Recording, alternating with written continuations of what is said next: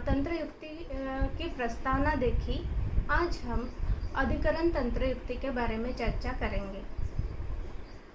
चक्रपाणीनुसार अधिकरणम नाम यम अर्थम अधिकृत्य प्रवर्तते कर्ता। आचार्य सुश्रुत के अनुसार तत्र यम अर्थम अधिकृत्य उच्यते तद अधिकरणम। अरुण दत्त यत् अधिकृत्य प्रवर्तते शास्त्रम स्थानम अध्यायः प्रकरणम वाक्यम वा। जिस विषय को मन में रखते हुए, जिस विषय के उद्देश्य से ग्रंथकर्ता उस विषय के लिए प्रवृत्त होते हैं, उस विषय के विवेचन के लिए प्रवृत्त होते हैं, उसे अधिकरण तंत्र युक्ति कहते हैं। अरुण दत्त के अनुसार ये 5 प्रकार की है। शास्त्र अधिकरण, स्थान अधिकरण, अध्याय अधिकरण, प्रकरण अधिकरण और वाक्य अधिकरण।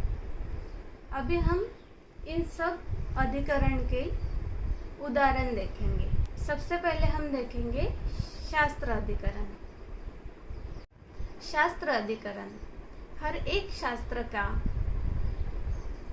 एक उद्देश्य होता है, उसे उस शास्त्र का अधिकरण कहते हैं। जैसे चरक संहिता।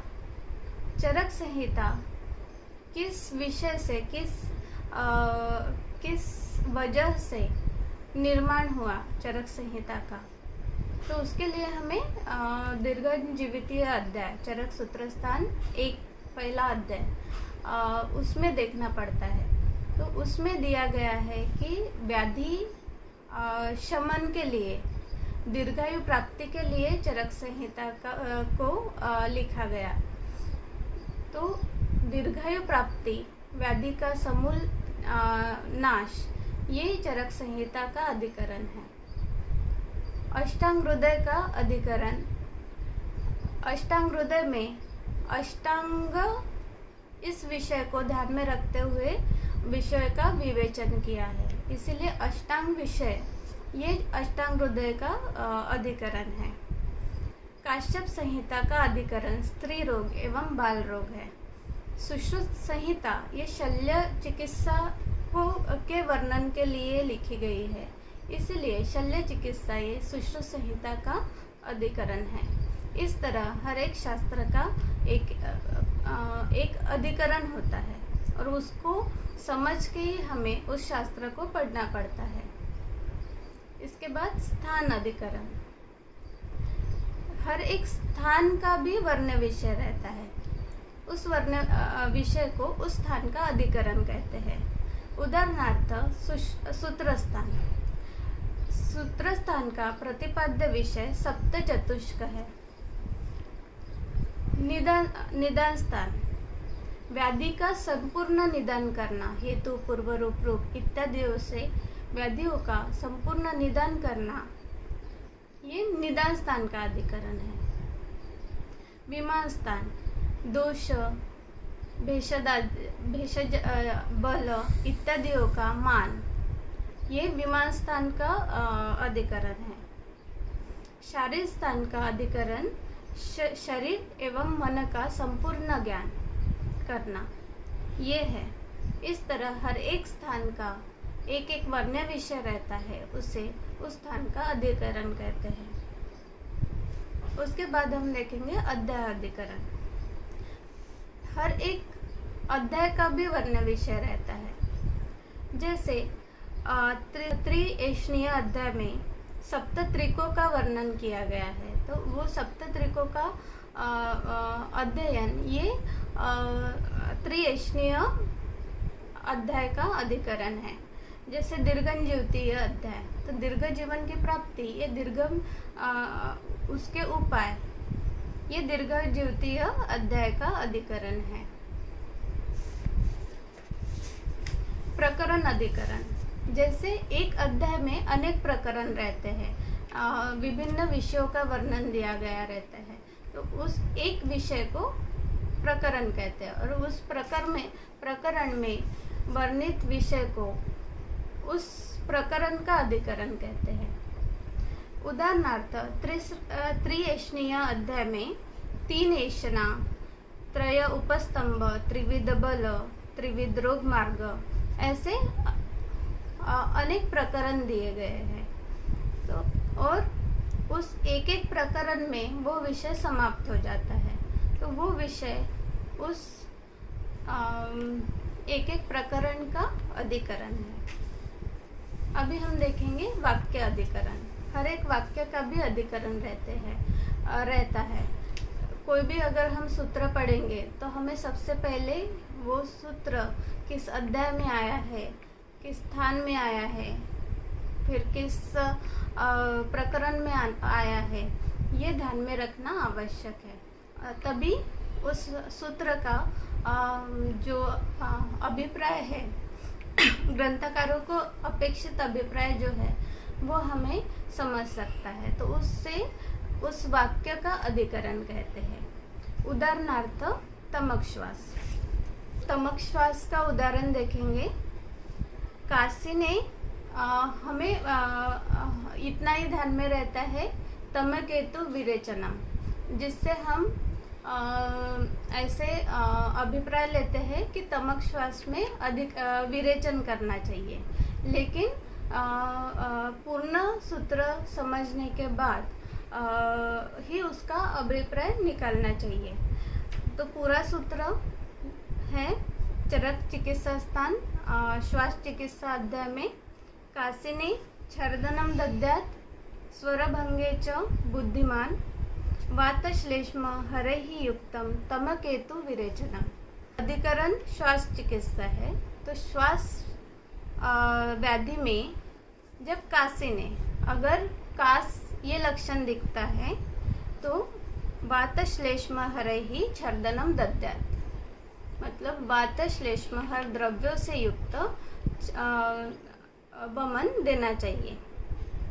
स्वरभंगे च वातश्लेष्म हरैः छर्दनम दद्यात्। अगर श्वास के साथ स्वरभंग यह लक्षण है और वात कफात्मक संप्राप्ति हमें दिख रही है तो वातश्लेष्म हरैः छर्दनम दद्यात्, वातश्लेष्म हर द्रव्य से वमन देना चाहिए। और तमकेतु विरेचनम दद्यात्, तो यह अर्थ तमक श्वास न होके तम प्रवेश ये एक पित्त का लक्षण है। तो पित्तानुबंधी श्वास जब रहेगा तब विरेचन देना पड़ेगा। तो इस तरह श्वास में पित्तानुबंधी अन्य लक्षण भी होंगे, तम प्रवेश छोड़ के तब हमें विरेचन देना है। ये ग्रंथकारों को अभिप्रायित अर्थ है।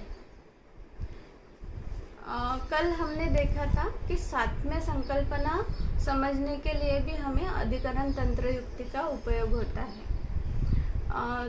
तो सातवें संकल्पना अभी प्रचलित है कि अगर कोई चीज़ या वस्तु धीरे धीरे धीरे अगर हम उसका उपयोग करेंगे तो वो हमें सात्म्य हो जाती है, जिसे उपसात्म्य भी कहा जाता है।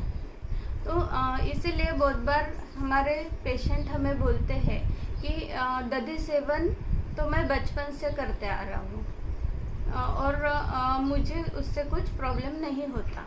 तो हम उसे बोल देते हैं कि ठीक है आप खा सकते हो क्योंकि वो आपको सात्म्य हो गया है।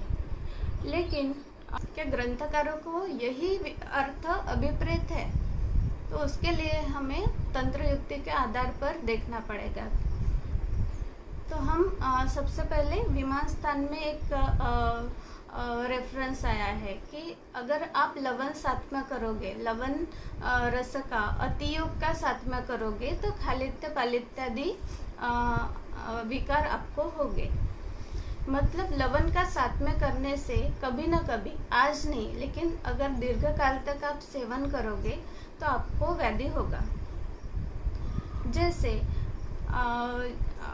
जो भी टोबैको कंजम्पशन करते हैं तो या सिगरेट पीते हैं, स्मोकिंग करते हैं तो या कैंसर भी हो सकता है। तो हम ऐसे बोल सकते हैं क्या कि आप थोड़ा थोड़ा करके शुरू करो और फिर आपको कैंसर नहीं होगा।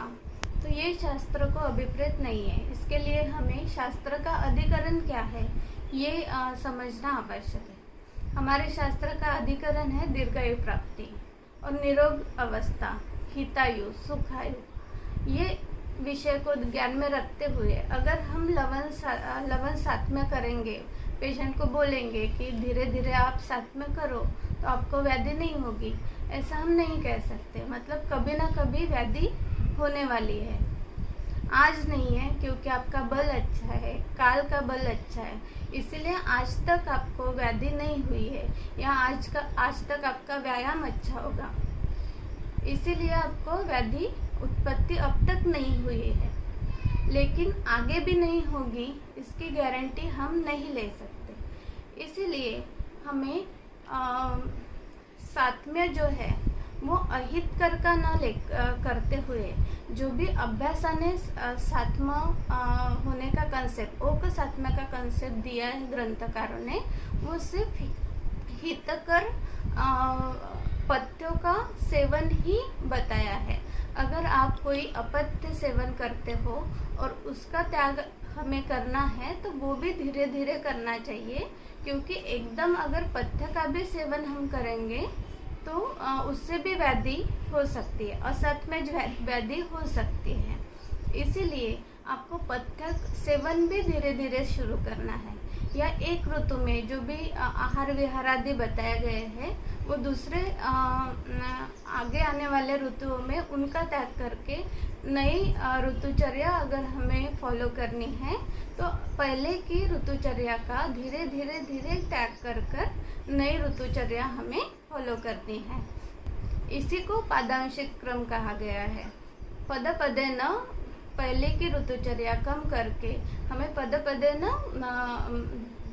नेक्स्ट ऋतुचर्या फॉलो करनी है। तो इस तरह हमने देखा कि सात्म्य ये हितकर आहार विहार आदि का ही करना है। विष का जो विष के का उदाहरण आया है वो भी इसी के लिए आया है कि जैसे विष सद्य मृत्यु प्राप्ति कराता है, सद्य मृत्यु प्राप्ति अगर हम धीरे धीरे करेंगे तो वो आशु विष की तरह एक्ट करेगा। मतलब सद्य मृत्यु तो नहीं होगी, लेकिन कभी ना कभी वो विष हमें दूषित विष की तरह मारक ठहरेगा। इसीलिए साथ में जो है वो हितकर आहार विहार आदि का ही करना चाहिए। अधिकरण तंत्र युक्ति के अभ्यास से विभिन्न सिद्धांतों को समझ सकते हैं। अगले व्याख्यान में हम योग तंत्र युक्ति के बारे में पढ़ेंगे।